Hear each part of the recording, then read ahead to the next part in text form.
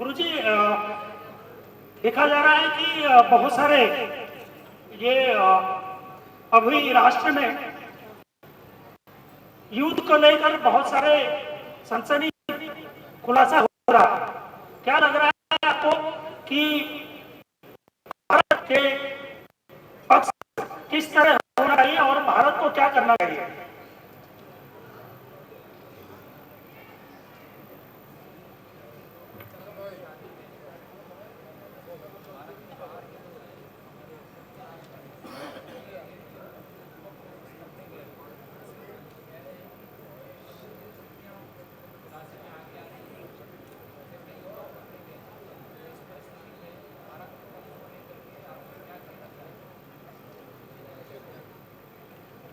अराजक तत्व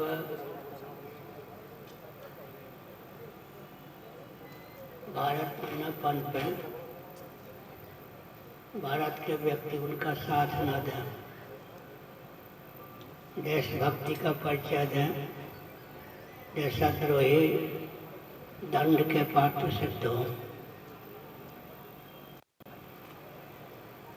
और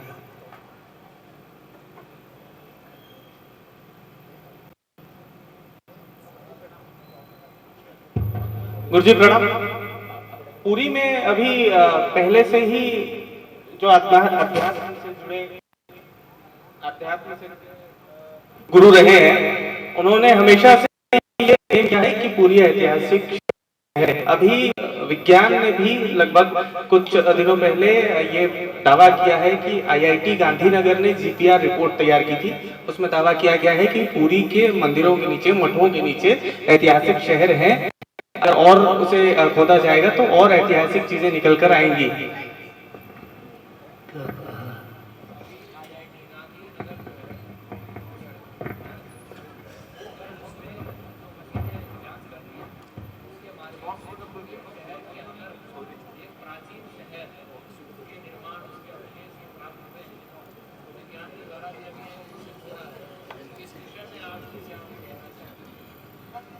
विज्ञान के द्वारा क्या सिद्ध हो रहा है?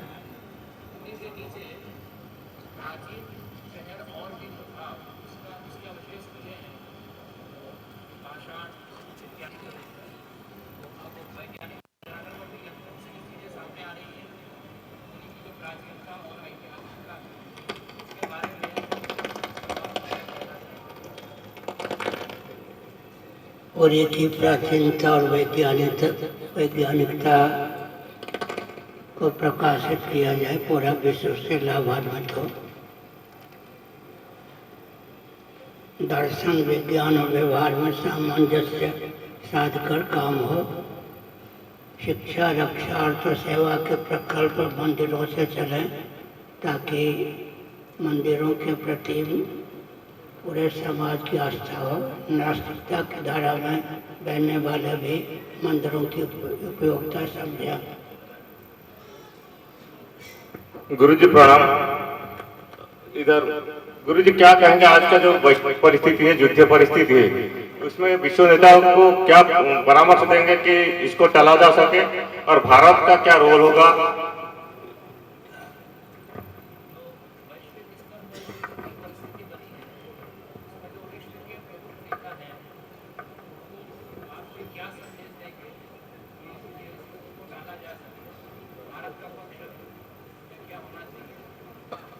भारत का पक्ष तटस्थता का है। हम युद्ध के कारण पर विचार करें, युद्ध होता क्यों है। किसी के जमीन पर, भूभाग पर कब्जा करने के लिए होता है। कभी कभी स्त्री को लेकर युद्ध होता है। खनिज पदार्थ इत्यादि हमारी मुट्ठी में आ जाएं, इससे युद्ध होता है। जोरो जर जामीन झगड़े के जड़ तीर। सैद्धांतिक धरातल पर दर्शन, विज्ञान, व्यवहार में सामंजस्य साधकर सनातन वैदिक आर्य धर्म को उद्भाषित किया जाए तो विश्व में जितने सत्य के पक्षधर हैं वो सनातनी ही सिद्ध होंगे। सबके पूर्वज सनातनी अब अपने पूर्वजों के मार्ग पर चलना चाहिए। लौकिक उत्कर्ष, पारलौकिक उत्कर्ष, परमात्मा की अभिव्यक्ति का मार्ग भी प्रशस्त है।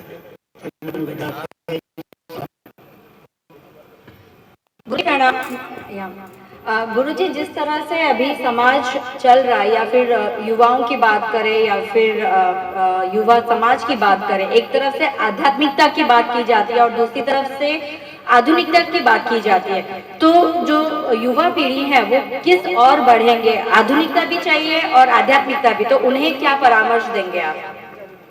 यहाँ युवक ज्यादा है या नहीं? देखो, युवकों को जैसी भाषा चाहिए वैसी भाषा हम बोले, युवक तो लटकू हो जाते हैं। दर्शन, विज्ञान, व्यवहार में सामंजस्य साध कर सबके हित का मार्ग प्रशस्त किया जा सकता है। विजयी रहेगा। महाराज प्रणाम। अभी श्रीमंत का गिनती चल रहा है, ये गिनती कितने दिन तक चलेगा? आपका क्या सलाह पड़ा ये गिनती करने के लिए, और सही ढंग से गिनती चल रहा है क्या? मुझे इसकी कोई जानकारी नहीं है। वहाँ के पदाधिकारी कभी हमसे मिलते नहीं है, मिले भी नहीं है इस संदर्भ में।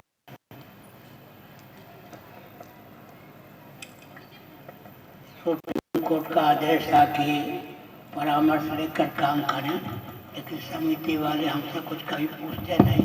हमारा स्वभाव नहीं, मन न मान में तेरा मेहमान।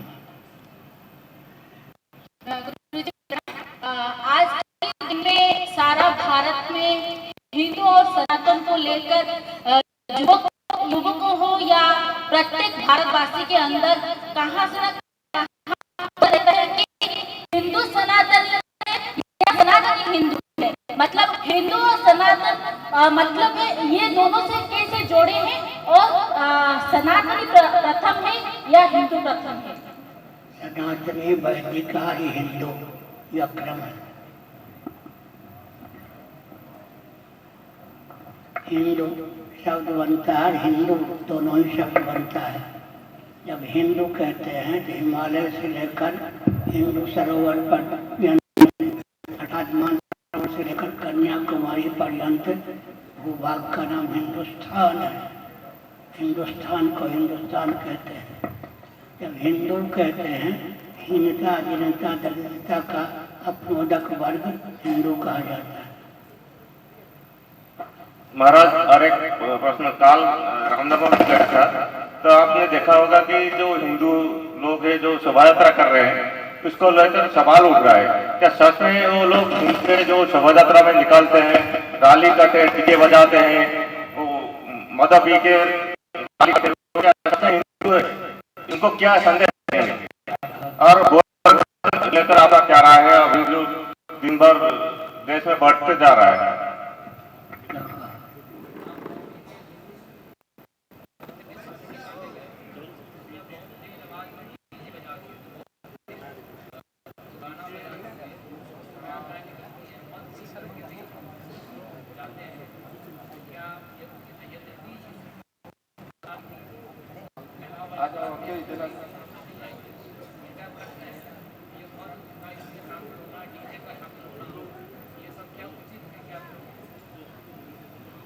कोरी भावुकता है, उचित नहीं।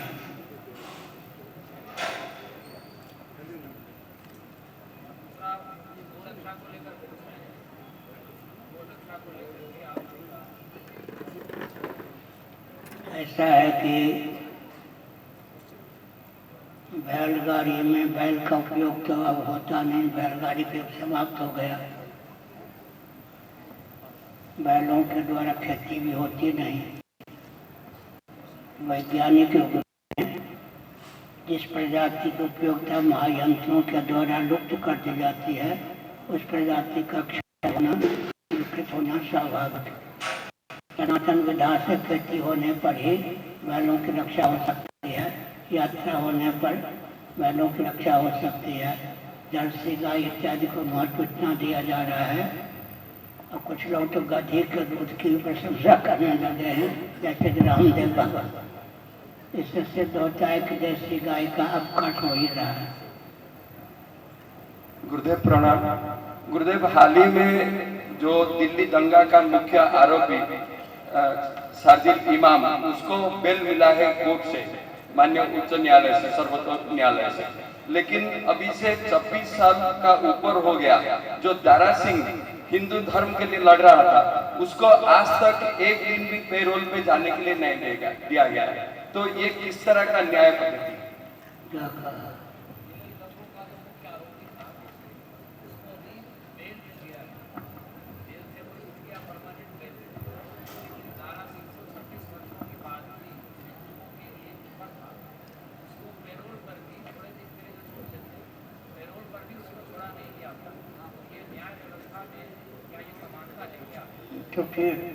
त्रुटि है, उसका निवारण होना चाहिए।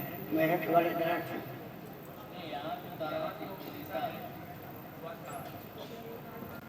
दारा सिंह कहाँ के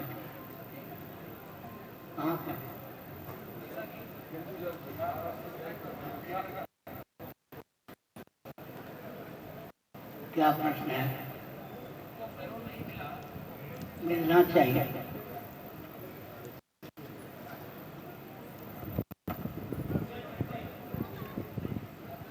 जो न्यायाधीश हैं, सुप्रीम कोर्ट के जस्टिस हैं, उनको मैं संदेश देता हूँ कि वो मिलना ही चाहिए।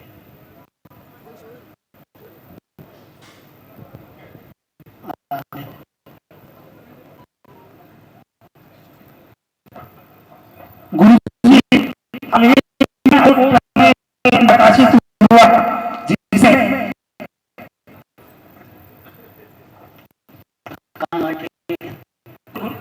गुरु जी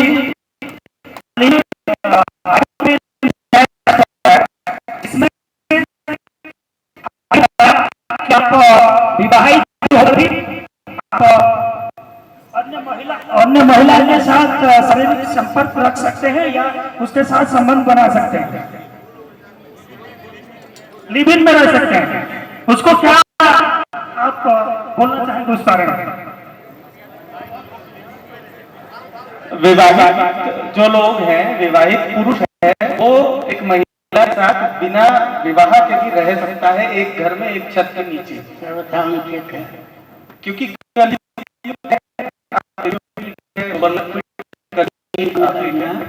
भंग करवाना उचित नहीं है, सर्वसाधारण है। फिर तो किसी की बहन बेटी से सुरक्षित नहीं रहेगी।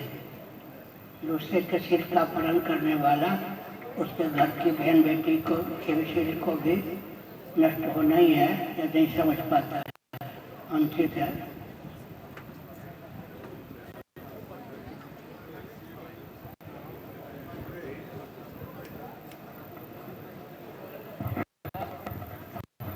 हर हर महादेव।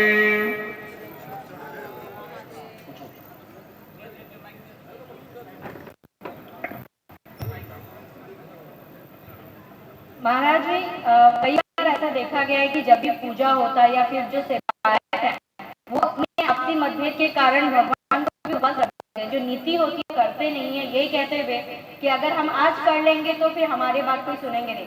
तो अपने मतभेद के कारण भगवान को उपवास रखना, क्या ये सही है?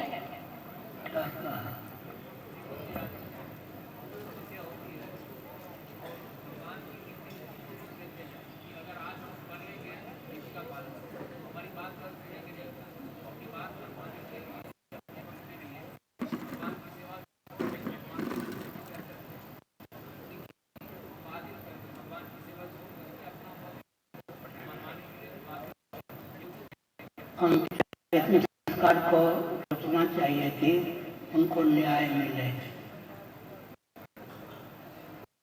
भगवान की पूजा होती रहे, आरती आदि का प्रकल्प चलता रहे, लेकिन इस प्रकार करने के लिए बाध्य न हो। समाज सरकार को उचित न्याय देना चाहिए, उनका पोषण करना ही चाहिए। महाराज, एक लास्ट क्वेश्चन। आज का जो विश्व का परिस्थिति है, ईरान, अमेरिका, इजराइल ये जो युद्ध का घनघटा है, ये क्या तृतीय विश्व युद्ध का सूचना है और इसको रोकने के लिए क्या उपाय बताएंगे? संदेश क्या देंगे?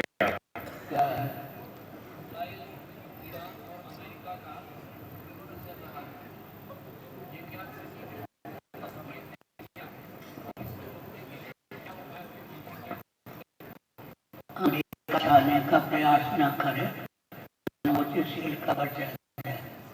अपने अस्तित्व की रक्षा करें, आदत की रक्षा करें, लेकिन उसके अस्तित्व पर प्रहार न करें।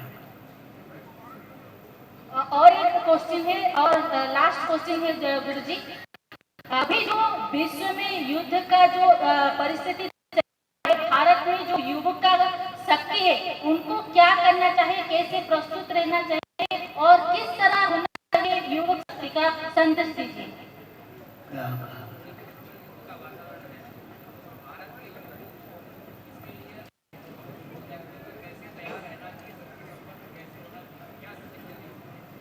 प्रशिक्षण ऐसा हो कि युवकों की उपयोग हो सके, उनको इस प्रकार का प्रशिक्षण प्राप्त हो। गुरुदेव प्रणाम। गुरुदेव, आप पहले ही जो भविष्यवाणी किए थे नेपाल का ऊपर, अभी बैलेंद्र शाह का सरकार आया है, तो उसका ऊपर क्या आपका प्रतिक्रिया है? जो केपी ओली भी गिरफ्तार हुए हैं।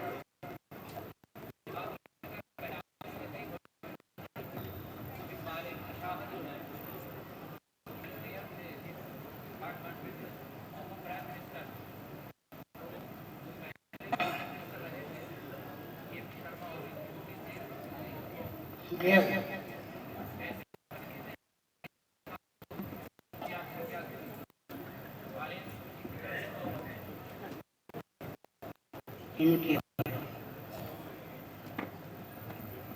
तो अपने जेल जाने का मार्ग प्रशस्त न करें। आगे। हर हर महादेव।